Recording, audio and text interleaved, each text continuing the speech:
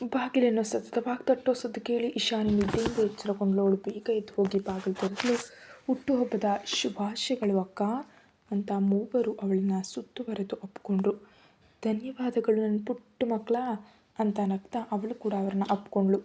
ಅಲ್ಲ, ನೀವೆಲ್ಲ ಸೇರಿ ನನ್ನ ಮಗುವಿಗೆ ಉಸಿರು ಕಟ್ಟಿಸ್ಬೇಡಿ, ಸ್ವಲ್ಪ ದೂರ ಸರಿರಿ. ಓಹೋ, ನಮ್ಮ ಅಕ್ಕ ಇವಳು. ನನ್ನ ಮಗಳಾದ್ಮೇಲೆ ತಾನೇ ನಿಮ್ಮ ಅಕ್ಕ ಆಗಿದ್ದು ಕಣ್ರೋ ಕೋತಿಗಳ ಅಂತ ದೀಕ್ಷಾ ತಮಾಷೆ ಮಾಡಿದ್ಲು. ದೀಕ್ಷಾ ಇಶಾನಿಯನ್ನ ಅಪ್ಕೊಂಡು ಅವಳ ಹಣೆಗೆ ಮುತ್ತಿಟ್ಲು. ಅಮ್ಮನ ಬಂಗಾರದ ಮಗಳಿಗೆ ಹುಟ್ಟುಹಬ್ಬದ ಶುಭಾಶಯಗಳು. ಧನ್ಯವಾದ ಅಮ್ಮ. ಅವಳ ಕಣ್ಣುಗಳು ಸುತ್ತಲೂ ನೋಡಿದ್ವು. ತನ್ನ ಪ್ರೀತಿಯ ಅಪ್ಪ ಮಾತ್ರ ಅಲ್ಲಿರಲಿಲ್ಲ. ಅವಳಿಗೆ ತುಂಬ ಸಂಕಟ ಆಯಿತು. ಅಮ್ಮ, ಅಪ್ಪ ಎಲ್ಲಿ? ಸಾಮಾನ್ಯವಾಗಿ ನನ್ನ ಹುಟ್ಟುಹಬ್ಬಕ್ಕೆ ಅವರೇ ಮೊದಲು ಎಪ್ಸಿ ಶುಭ ಹಾರೈಸ್ತಿದ್ರು, ಆದರೆ ಇವತ್ತು ಅವಳ ಧ್ವನಿ ಗದ್ಗದಿತವಾಯಿತು. ಕಣ್ಣುಗಳು ತುಂಬಿ ಬಂದವು. ಅಯ್ಯೋ, ಇದೇನಮ್ಮ ಇಶಾನಿ ಹೀಗೆ? ಅಪ್ಪ ಬೆಳಿಗ್ಗೆ ಎಲ್ಲೋ ಹೋಗೋದು ಕಾಣ್ತು. ಯಾವುದೋ ಬಿಸ್ನೆಸ್ ಡೀಲ್ ಅಂತೆ. ಅದು ಬೆಳಿಗ್ಗೆಯೇ ಇದ್ದಿದ್ದರಿಂದ ಹೊರಟು ಹೋದರು.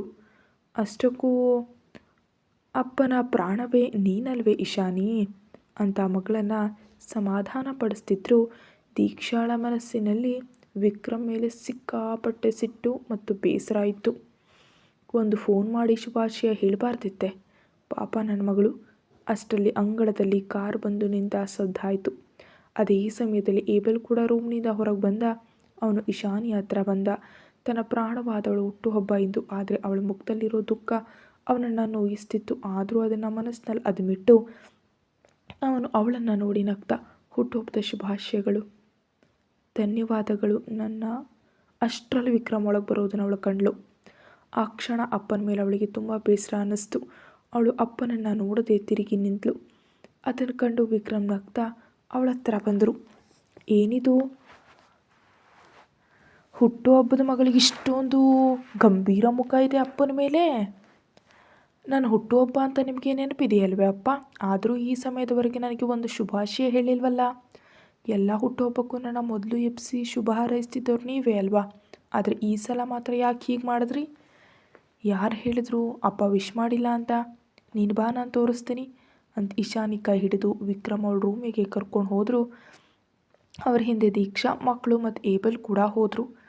ಇಶಾನಿಯ ರೂಮಿಗೆ ಬಂದಾಗ ಅಲ್ಲಿನ ಟೇಬಲ್ ಮೇಲೆ ಬಣ್ಣದ ಕಾಗದದಿಂದ ಸುತ್ತಿದ್ದ ಒಂದು ಉಡುಗೊರೆಯ ಪೆಟ್ಟಿಗೆಯನ್ನು ವಿಕ್ರಮ್ ತೋರಿಸ್ದ. ಹೋಗಿ ಅದನ್ನು ತಗೋ ಅಂದರು ವಿಕ್ರಮ್. ಇಶಾನಿ ಅದನ್ನು ತಗೊಂಡು ಅಪ್ಪನ ಹತ್ರ ಬಂದಳು. ಓಪನ್ ಮಾಡು. ಇಶಾನಿ ಅದನ್ನು ತೆರೆದಾಗ ಸಂತೋಷದಿಂದ ಅವಳ ಕಣ್ಣುಗಳು ಅರಳಿದ್ವು. ಬಹಳ ಸುಂದರವಾದ ಒಂದು ಗ್ರೀಟಿಂಗ್ ಕಾರ್ಡ್ ಮತ್ತು ಒಂದು ಸಣ್ಣ ಜ್ಯುವೆಲರಿ ಬಾಕ್ಸ್ ಇತ್ತು. ಇಶಾನಿ ಮೊದಲು ಕಾರ್ಡ್ ತೆರೆದಳು.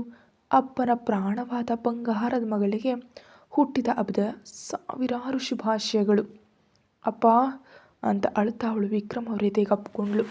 ಅದನ್ನು ಕಂಡು ಉಳಿದವರೆಲ್ಲರ ಕಣ್ಣುಗಳು ತುಂಬಿ ಬಂದವು. ಕ್ಷಮಿಸಿ ಅಪ್ಪ, ನಾನು ತಕ್ಷಣ ಸಂಕಟ ಬಂದಿದ್ದಕ್ಕಾಗಂದೆ.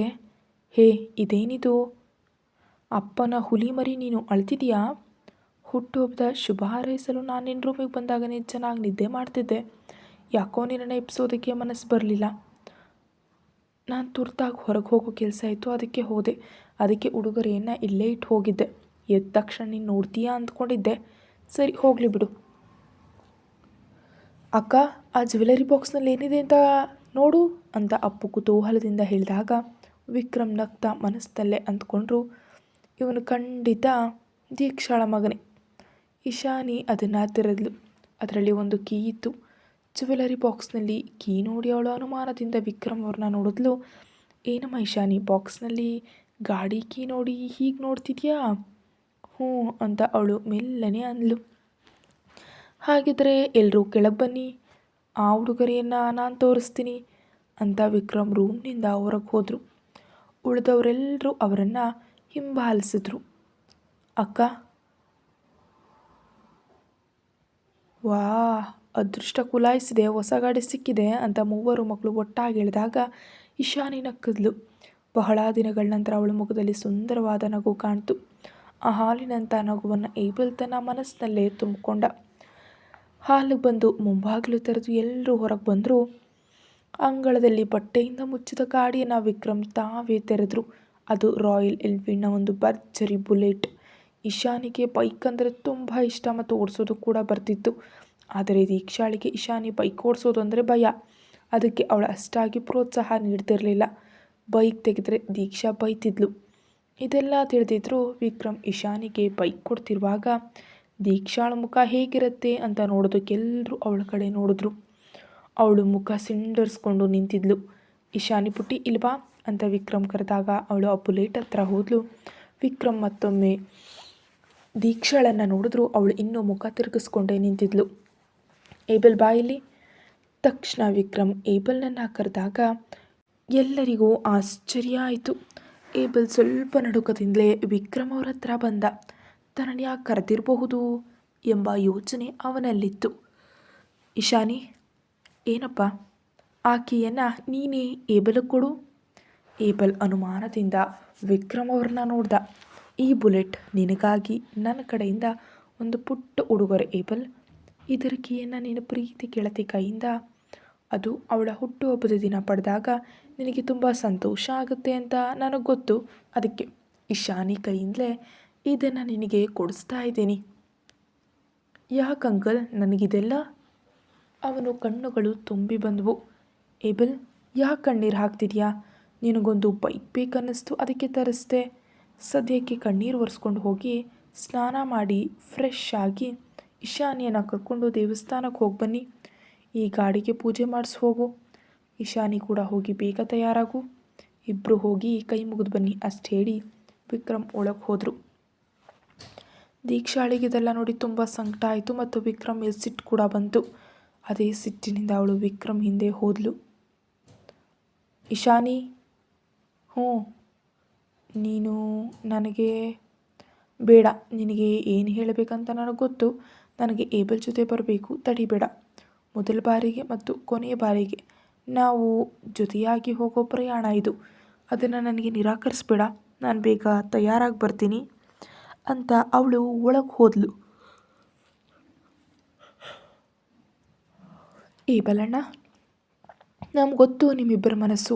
ಹೋಗಿ ಅಣ್ಣ, ಅಕ್ಕರನ್ನ ಕರ್ಕೊಂಡು ಹೋಗಿ ಬನ್ನಿ. ಈ ಬೈಕಿಂದ ಏಬಲಣ್ಣನ ಜೊತೆ ಕೂರೋದಕ್ಕೆ ಅರ್ಹತೆ ಇರೋದು ನಮ್ಮ ಅಕ್ಕನಿಗೆ ಮಾತ್ರ.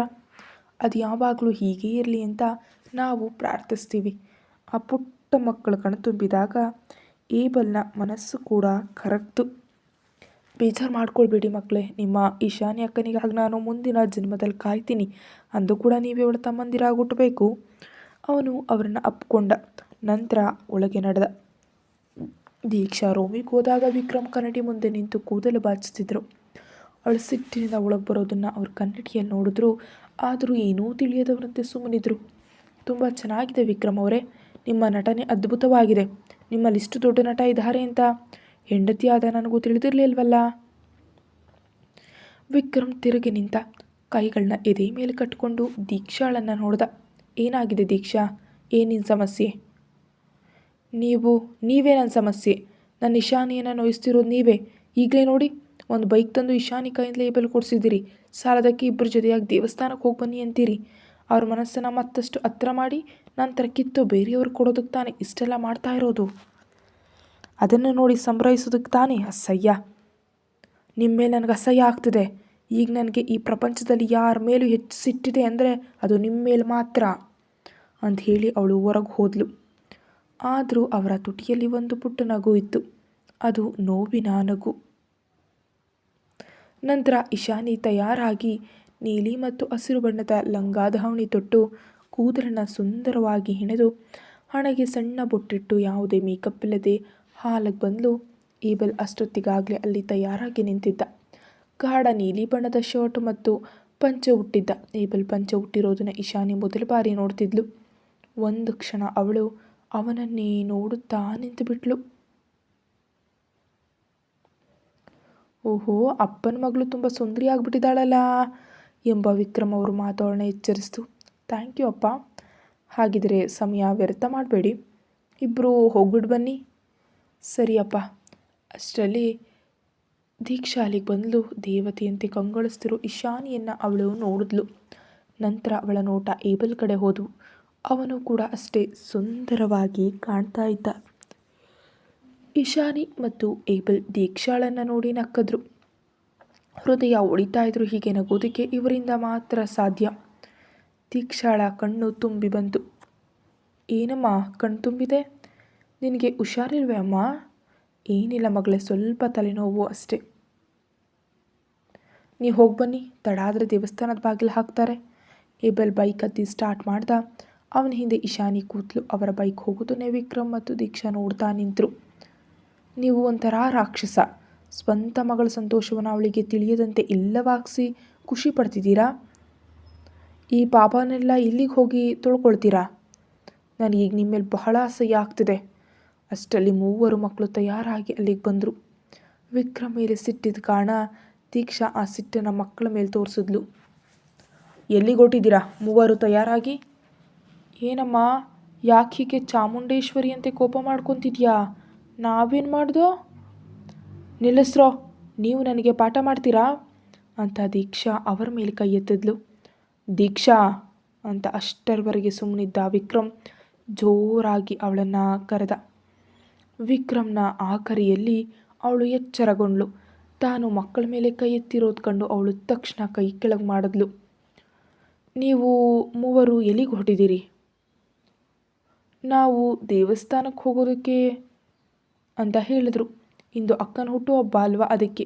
ಈಗ ಹೋಗೋದಿಲ್ಲ, ಅಮ್ಮನಿನ ಮೇಲೆ ಏನೋ ಸಿಟ್ಟಿದೆ ಅಲ್ವಾ ಅಂದರು ಮಕ್ಕಳು. ದೀಕ್ಷಾಳ ಹೃದಯ ಚುರುಕಂತು.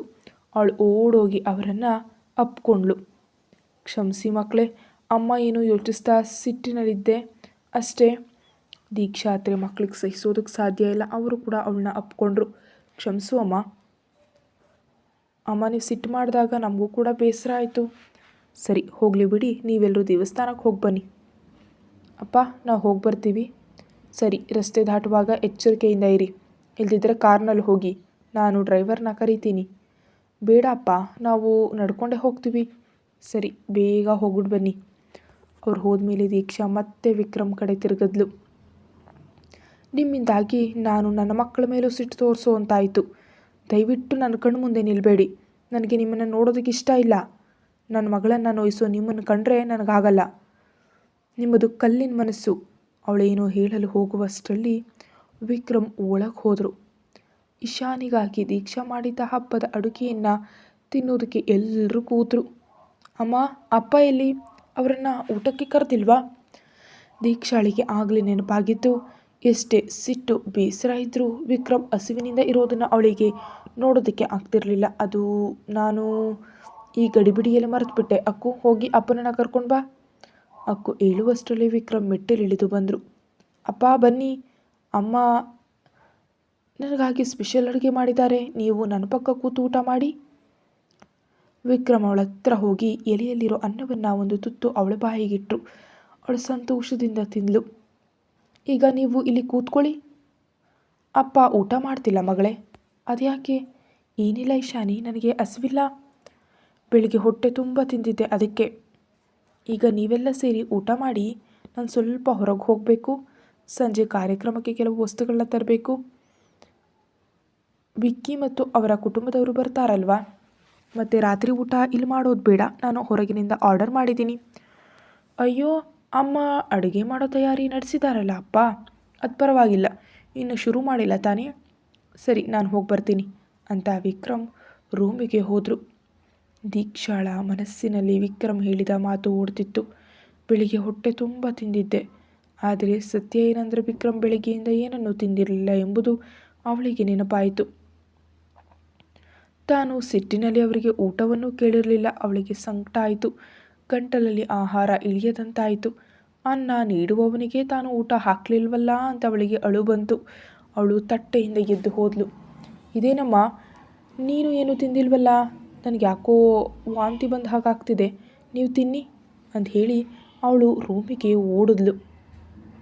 ಅಕ್ಕ, ಅದು ವಾಂತಿ ಏನಲ್ಲ, ವಿಕ್ರಮ್ ಸರ್ ತಿನ್ನಲಿಲ್ಲ ಅಂತ ಅಮ್ಮನಿಗೆ ಬೇಜಾರಾಗಿದೆ ಅಷ್ಟೇ ಅಂತ ಮಕ್ಕಳು ನಕ್ಬಿಟ್ರು. ದೀಕ್ಷಾ ರೂಮಿಗೆ ಹೋದಾಗ ವಿಕ್ರಮ್ ಹೊರಡೋದಕ್ಕೆ ತಯಾರಾಗಿದ್ರು. ದೀಕ್ಷಾ ಹೋಗಿ ಅವನ ಎದೆಗೆ ಅಪ್ಕೊಂಡು ನಿಂತಳು. ಎಷ್ಟೋ ದಿನಗಳ ನಂತರ ಅವಳು ಅವರನ್ನು ಅಪ್ಕೊಂಡಿದ್ಲು. ಸಿಟ್ಟು ಬೇಸರ ಏನೇ ಇದ್ದರೂ ಅವಳಿಗೆ ವಿಕ್ರಮ್ ಅವರೇ ಎಲ್ಲವೂ. ವಿಕ್ರಮ್ ಅವಳನ್ನ ದೂರ ಸರಿಸ್ತಾ, ದೀಕ್ಷಾ ಯಾಕೆ ಹೀಗೆ ಓಡಿ ಬರ್ತಿದ್ಯಾ? ಈಗ ಬಿದ್ದರೆ ಏನಾಗ್ತಿತ್ತು? ಅದು ನಾನು ಬೆಳಿಗ್ಗೆ ಮರೆತುಬಿಟ್ಟೆ. ನೀವು ಊಟ ಮಾಡಿದ್ದೀರಾ ಅಂತ ಅಂದ್ಕೊಂಡೆ. ಬೇಕು ಅಂತ ಮಾಡಿದ್ದಲ್ಲ. ಅದಕ್ಕೆ ನಾನು ನಿನ್ನ ಏನೂ ಅನ್ನಲಿಲ್ವಲ್ಲ ದೀಕ್ಷಾ. ಒಂದು ಹೊತ್ತು ತಿಂದಿದ್ರೆ ಏನೂ ಆಗೋದಿಲ್ಲ. ದಿನಗಟ್ಟಲೆ ಹನಿ ನೀರಿಲ್ಲದೆ ಬದುಕಿದವನಿಗೆ ಇದೇನು ಮಹಾವಿಷಯ ಅಲ್ಲ ಅಂತ ಹೇಳಿ ಅವರು ಹೊರಟು ಹೋದರು. ಅವರ ಮಾತು ಅವಳ ಹೃದಯವನ್ನು ಸೀಳಿದಂತಾಯಿತು. ಸಂಜೆ 6:30 ಹೊತ್ತಿಗೆ ವಿಕ್ರಮ್ ಬಂದ. ದೀಕ್ಷಾ ಮತ್ತು ಮಕ್ಕಳು ದೀಪ ಹಚ್ಚಿ ಪ್ರಾರ್ಥನೆ ಮಾಡ್ತಿರೋದನ್ನು ಕಾರ್ನಲ್ಲೇ ಕೂತು ನೋಡಿದ್ರು. ನಂತರ ಕೆಲವು ಕವರ್ಗಳನ್ನ ತಗೊಂಡು ಒಳಗಡೆ ಬಂದರು. ಇಶಾನಿಗೆ ಹೊಸ ಬಟ್ಟೆಗಳನ್ನ ನೀಡಿದ್ರು. ಏನಪ್ಪ ಇದು, ಇಷ್ಟೊಂದು ಬಟ್ಟೆಗಳಿವೆ? ಎಲ್ರಿಗೂ ತಂದಿದ್ದೀನಿ. ಇದನ್ನು ಹಾಕ್ಕೊಂಡೇ ಕೇಕ್ ಕತ್ತರಿಸ್ಬೇಕು, ಆಯಿತಾ? ಹೋಗಿ ರೆಡಿಯಾಗಿ ಅವರೆಲ್ಲ ಈಗ ಬರಬಹುದು ಅಂದರು ವಿಕ್ರಮ್. ಇಶಾನಿ ನೋವಿನಿಂದ ಏಬಲ್ನನ್ನು ನೋಡಿದ್ಲು. ಅವನು ಕಣ್ಣೀರು ಕಂಡು ಅವಳ ಹೃದಯ ಕೂಡ ಒಡೆಯಿತು. ಇಶಾನಿ ರೂಮ್ನಲ್ಲಿ ತಯಾರಾಗಿ ನಿಂತಿದ್ಲು. ತನ್ನ ಏಬಲ್ನ ನೋಡಿದ್ಲು. ಅವಳ ಕಣ್ಣೀರು ಕಂಡು ಅವಳ ಹೃದಯ ಕೂಡ ಒಡೆಯಿತು. ತನ್ನ ಏಬಲ್ನ ಮುಂದೆ ವಿಕ್ಕಿ ಜೊತೆ ನಿಲ್ಲಬೇಕಲ್ಲ ಅಂತ ಯೋಚಿಸಿ ಅವಳು ಕುಸಿದು ಹೋಗಿದ್ಲು. ಅಪ್ಪನ ಹತ್ರ ಮೊದಲು ಎಲ್ಲವನ್ನ ಹೇಳಬೇಕಿತ್ತು ಅಂತ ಅವಳಿಗೆ ಈಗ ಅನ್ನಿಸ್ತು. ವಿಕ್ರಮ್ ಅಪ್ಪ ಇಷ್ಟವೇ ಅಂತ ಕೇಳಿದಾಗ ಸುಳ್ಳು ಹೇಳಿದ್ದಕ್ಕೀಗ ಪಶ್ಚಾತ್ತಾಪ ಪಡ್ತಿದ್ಲು. ದೀಕ್ಷಾ ಒಳಗೆ ಬಂದು ಅವಳನ್ನ ನೋಡಿದ್ಲು. ಇಶಾನಿ ದೇವಕನ್ಯೆಯಂತೆ ಕಾಣ್ತಿದ್ಲು. ಇಶಾನಿ, ಅಮ್ಮನ ರಾಜ್ಕುಮಾರಿ ಎಲ್ಲೋ ಕಳೆದು ಹೋಗಿದ್ದಾಳಲ್ಲ. ಅದು ಅಮ್ಮ, ನಾನು ಸುಮ್ಮನೆ ಏನು ಯೋಚಿಸ್ತಿದ್ದೆ ಅಂತ ಅವಳು ಅತ್ಲು. ಅಮ್ಮ, ನನಗೀಗ ಮದುವೆ ಬೇಡ. ಅಪ್ಪನನ್ನು ನಿಮ್ಮನ್ನು ಬಿಟ್ಟಿರೋದಕ್ಕಾಗೋದಿಲ್ಲ ಅಂತ ಇಶಾನಿ ಅತ್ಲು. ದೀಕ್ಷಾ ಅವಳನ್ನ ಸಮಾಧಾನ ಪಡಿಸಿದ್ಲು. ದೀಕ್ಷಾ ಇಶಾನಿಯನ್ನು ಹಾಲು ಕರೆತಂದಾಗ ವಿಕ್ಕಿ ಮತ್ತು ಅವ್ರ ಕುಟುಂಬದವ್ರು ಬಂದಿದ್ದರು. ಇಶಾನಿ ಕಣ್ಣುಗಳು ಏಬಲ್ನನ್ನು ಹುಡುಕಿದ್ವು. ಅವನೊಂದು ಮೂಲೆಯಲ್ಲಿ ಒಬ್ಬನೇ ನಿಂತಿದ್ದ. Hello my dear birthday girl ಅಂತ ವಿಕ್ಕಿ ಕರೆದಾಗ ಇಶಾನಿ ಎಚ್ಚರಗೊಂಡು, ಏಬಲ್, ನೀನು ಯಾಕೆ ಅಲ್ಲಿ ಒಬ್ಬನೇ ನಿಂತಿದ್ಯಾ? ಬಾ ಇಲ್ಲಿ. ನಿನ್ನ ಗೆಳತಿ ಹುಟ್ಟುಹಬ್ಬ ಅಲ್ವೇ?